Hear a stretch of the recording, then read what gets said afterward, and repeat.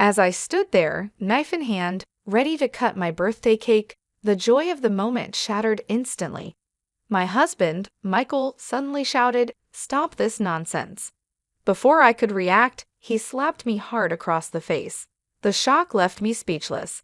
Then, in a fit of rage, he grabbed my arms and threw me to the ground. I felt the cold floor beneath me, and in that moment, everything I believed about love crumbled. Lying there, humiliated and broken, I realized I was no longer just a victim of his anger. I was a woman determined to reclaim my life from the clutches of abuse. My name is Emily, and I'm 30 years old. I live in Chicago, Illinois, and I work as a marketing manager for a tech company that my father built from the ground up. This company, worth $150 million, is more than just a business. It's my father's legacy, one I've carried forward after his unexpected passing. As I sit here, reflecting on my life, I can't help but think about how everything changed during my 30th birthday. A celebration that should have been filled with joy, laughter, and love, but turned into a nightmare that shattered my world. The excitement for my birthday had been building for weeks. I meticulously planned every detail, hoping to honor my father's memory while celebrating another year of life. I envisioned a gathering filled with warmth, laughter, and the people I loved most. However, Michael had been acting distant for months. We had been married for 5 years, but recently he seemed lost in his thoughts, spending more time at work and less time with me. Whenever I tried to talk to him about it, he dismissed my concerns, claiming he was stressed. Deep down, I sensed something wasn't right, but I ignored those feelings, hoping it was just a phase. On the day of my party, I was a bundle of nerves, ensuring everything was perfect. Friends and family began arriving, and the house buzzed with excitement. My best friend Jessica was the first to walk through the door. "Wow, Emily, everything looks stunning," she exclaimed, her eyes lighting up as she admired the decorations. "Thanks, Jess. I just hope Michael likes it," I replied, glancing around for him. Despite my excitement, I couldn't shake the feeling that he was unhappy. "Don't worry about him. Let's just have fun tonight," Jessica encouraged, pulling me into the living room where guests mingled and chatted. As the party progressed, I couldn't ignore how Michael spent most of his time with his mother, Helen. Helen was always critical of me, and tonight was no exception. "Emily, dear," she said, approaching me with her usual scrutinizing gaze. "The decorations are lovely, but don't you think the colors clash a bit? A more sophisticated touch would have been better." I forced a smile, feeling the familiar sting of her words. "Thanks for the feedback, Helen. I thought they added a cheerful vibe." Helen gave a tight-lipped smile and walked away, leaving me feeling deflated. I caught Michael laughing with his sister, Lisa, but he barely acknowledged me. The warmth and affection we once shared seemed like a distant memory. When it was finally time to cut the cake, I felt a surge of excitement. This was my moment, a time to celebrate with everyone I loved. I stood at the head of the table, knife in hand, surrounded by friends and family ready to cheer me on. But just as I was about to make the first cut, Michael stood up abruptly. "Emily, stop this nonsense," he shouted, his voice harsh. I froze, the knife hovering above the cake as my heart raced. The room fell silent, and all eyes were on us. "What are you talking about?" I stammered, confused. "You need to transfer the house and the company to my name," he demanded, his expression a mixture of anger and entitlement. "You don't need them. You've never understood their true value." My mind raced as I processed his words. "What? You can't be serious. This company is worth $150 million. It was my father's legacy." "Exactly," he shouted back. "And it's time you realized you have no idea how to run it. I'm doing this for us, so we can finally be free from the past." My heart sank as the reality of his demands settled in. He wasn't just trying to control my life, he was attempting to take everything my father had worked for. "I'm not transferring anything," I said firmly. "This is mine, and I will not let you take it from me." The tension in the room escalated, and before I could react, Michael slapped me hard across the face. The sound echoed in the stunned silence. I stumbled back, my hand flying to my cheek, feeling humiliated and betrayed. In a fit of rage, he grabbed me and threw me to the ground. My heart raced with fear and confusion as I felt the cold, hard floor beneath me. I could feel the eyes of our friends on me, their expressions filled with shock and horror. Helen, standing beside her son, merely nodded in approval, leaving me utterly devastated. "Get out of my life, Emily. I don't love you anymore. I'm going to marry someone who understands business," he yelled, his words cutting deeper than the slap itself. Tears streamed down my face as I fled upstairs, the walls closing in around me. I collapsed onto my bed, sobbing uncontrollably, unable to breathe from the weight of his betrayal. Moments later, there was a soft knock on the door. "Emily, it's me, Jessica," she said gently, opening the door and rushing to my side. "Oh my God, are you okay? I can't believe he did that." "I don't know what happened, Jess," I sobbed, feeling the crushing weight of everything. "I thought we were happy. I thought he loved me." "Listen to me, Emily. This isn't okay," she said firmly, pulling back to look me in the eyes. "You need to leave him. He's been controlling you for a long time now. This isn't just a one-time thing." As I processed her words, I began to realize I had been ignoring the signs for far too long. I thought of all the moments when Michael's jokes had cut too deep, when he dismissed my feelings, and how I always felt like I was walking on eggshells around him. "I can't just leave," I whispered, shaking my head. "He's my husband. I love him." "But does he love you?" Jessica asked softly. "You deserve so much better than this." Sitting in the darkness of my bedroom, I felt a flicker of something new, anger. I had been a victim for too long, and maybe it was time to reclaim my life. As I stared at my reflection in the mirror, I saw a woman who was tired of being treated like a doormat.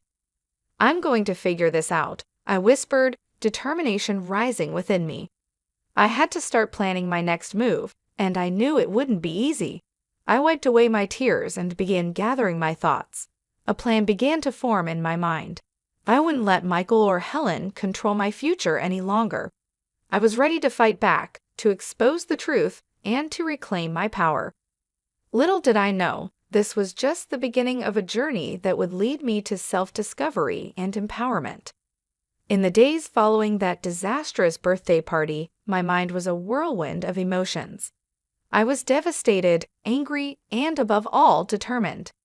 Michael's words echoed in my head. "I don't love you anymore. I'm going to marry someone who understands business." Those words felt like a dagger to my heart, but they also ignited a fire within me. I realized I had been living in denial, blinded by love, and it was time to face the harsh reality. "Are you okay, Emily?" Jessica asked when she came over a few days later. We sat in my living room, the remnants of the party still scattered around. I had tried to clean up, but the decorations felt like painful reminders of what had happened. "I don't know, Jess," I admitted, feeling the weight of my situation. "I keep replaying everything in my mind. I thought we had a good marriage." "Sometimes the signs are there, but we choose to ignore them," she said gently. "You need to figure out what you really want." "I want my life back," I said, my voice steady. "I want to expose him for who he truly is." "That's the spirit," Jessica encouraged. "But first, we need to gather some evidence. You can't just confront him without a plan." Over the next few days, I started paying closer attention to everything Michael did. I noticed his strange behavior, late-night phone calls, and his habit of keeping his phone face down on the table. These small signs had been there all along, but I had ignored them, hoping for the best. One night, I decided to stay up late and wait for him to come home from work. My heart raced as I heard the familiar sound of his key turning in the lock. "Hey, Emily, you're still awake," he said, stepping into the living room. His expression was unreadable. "Yeah, just couldn't sleep," I replied, forcing a smile. "How was your day?" "It was fine," he said, avoiding my gaze as he took off his shoes. I watched him closely, trying to gauge his mood, but the tension in the air was palpable. "Michael, can we talk about what happened at the party?" I asked, my heart pounding in my chest. "Do we have to?" "I thought we were past that," he replied dismissively, heading toward the kitchen. "Past what?" I pressed. "You slapped me in front of our friends. That's not something we can just forget." He turned to face me, irritation flashing in his eyes. "You know how my mother can be. You should have listened to her." "Listened to her? You were the one who humiliated me." I shot back, feeling a surge of defiance. "I can't believe you would side with her after that." "Maybe you should take a look at yourself first," he snapped, storming off into the kitchen. I felt my heart sink. This conversation wasn't going anywhere, and I was running out of patience. As the days turned into weeks, I continued my investigation, determined to uncover the truth. With Jessica's help, I discovered that Michael had been spending far more time with his assistant, Mia, than I had realized. They would meet for coffee or dinner, and the more I learned, the clearer the picture became. One evening, while scrolling through social media, I came across a picture of Michael and Mia laughing together at a restaurant. The caption read, "Date night with my favorite person, #blessed." My blood ran cold. They were having an affair and I had been blind to it. "Jess, look at this," I said, showing her the picture. Her eyes widened and she quickly took a deep breath. "This confirms what we suspected. He's definitely cheating on you," she said, anger flashing in her eyes. "You need to confront him." "I will," I replied, my voice firm. "But first, I need to gather more evidence. I can't let him twist the story around." With renewed determination, I decided to set up a meeting with a lawyer. I needed to understand my options and prepare for the battle ahead. After researching local attorneys, I found one with a strong reputation for handling cases like mine. During the consultation, I explained everything to Rachel, the lawyer. "I suspect my husband is cheating on me and planning to take control of my finances," I told her, my heart racing as I laid it all out. Rachel listened carefully, nodding as she took notes. "Gathering evidence will be crucial for any legal action," she said. "Document everything you can, dates, conversations, any financial discrepancies. This way, you'll be prepared to protect yourself." Feeling empowered, I returned home and began organizing everything I had learned. I collected text messages, emails, and notes from conversations that had raised red flags. The puzzle pieces were coming together, and I could feel my strength building. One evening, as I sat at the kitchen table going through my notes, Michael walked in. He looked surprised to see me still awake. "Working late, huh?" he said, his voice dripping with sarcasm. "Just going over some things," I replied, keeping my tone neutral. "What things?" he asked, stepping closer. "Just some personal projects," I said, deflecting his attention. He narrowed his eyes at me. "You've been acting strange lately. Is there something you want to tell me?" His voice had a sharp edge, as if he suspected something. "No, nothing at all," I replied, forcing a smile. "Just enjoying some peace and quiet after the party." Michael didn't push the conversation further, but his eyes lingered on me as if he was trying to read my mind. I stayed calm, but inside I felt my nerves fraying. The tension between us had reached a boiling point, and it was only a matter of time before everything came crashing down. In the following days, I meticulously gathered more evidence of Michael's betrayal and deceit. I delved into our business accounts, and with Rachel's guidance, I uncovered a shocking truth. Michael had been diverting funds from my company into a separate account for months. The realization left me feeling sick to my stomach, but it also fueled my determination. This wasn't just about infidelity anymore, it was financial abuse, and I wasn't going to let him get away with it. The turning point came when I received a call from Rachel. "Emily, we've gathered enough evidence to proceed with filing for divorce and exposing Michael's embezzlement. Are you ready for this?" "Yes," I replied, my voice steady and unwavering. I'm ready. With a plan in place, I decided to confront Michael in a controlled setting. I invited him to meet me at the house, telling him that we needed to talk things through. It would be the perfect moment to reveal everything I had discovered and put an end to his manipulative game. When Michael arrived, he seemed caught off guard to find me sitting at the dining table with a stack of documents laid out in front of me. His expression shifted from confusion to suspicion as he approached. "What's all this?" he asked, furrowing his brow. "I wanted to show you something important," I said, my heart pounding. "I've gathered evidence of your deceit and financial crimes. You can't hide from this anymore, Michael." His face paled. "What are you talking about?" he stammered, his eyes darting to the papers in front of me. "I have proof of your affair with Mia, and I've uncovered the money you've been siphoning from my company into a separate account," I stated, watching as the color drained from his face. "You thought I wouldn't find out, didn't you?"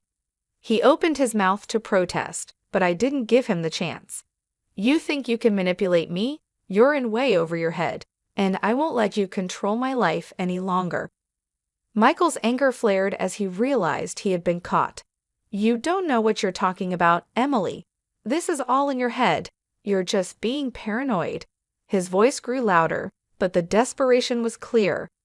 "Paranoid?" I echoed, incredulous. "I have proof, Michael. You've been stealing from me, and you've betrayed everything we once had." He lunged toward me, but I stood my ground. For the first time in a long time, I wasn't afraid. "You won't intimidate me anymore," I said, my voice steady and full of conviction. At that moment, there was a knock at the door. It was Rachel, accompanied by a couple of police officers. "Michael Thompson, you are under arrest for embezzlement and domestic abuse," one of the officers announced as they stepped inside. Michael's face turned white as he realized the trap I had set for him. "You can't do this," he shouted, but it was too late. The officers moved swiftly, handcuffing him as I watched, feeling a sense of relief wash over me. For the first time, I was no longer the victim. I was reclaiming my life. As they took him away, I stood in disbelief. I had done it. I had stood up for myself, exposed the truth, and found my strength.